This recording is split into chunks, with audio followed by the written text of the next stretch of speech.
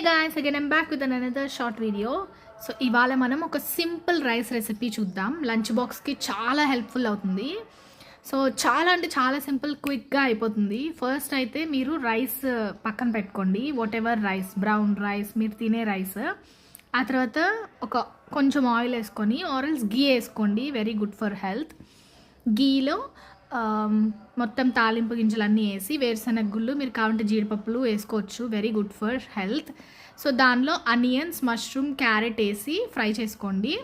కొంచెం ఫ్రై అయిన తర్వాత చిల్లీస్ అండ్ బీన్స్, కరివేపాకు యాడ్ చేసుకోండి. కొంచెం స్వీట్ కార్న్ కూడా నేను వేసుకున్నాను, ఇంట్లో ఉన్నాయని చెప్పి. ఆ తర్వాత కొంచెం పాలకూర, కొంచెం టమాటో వేసుకోండి.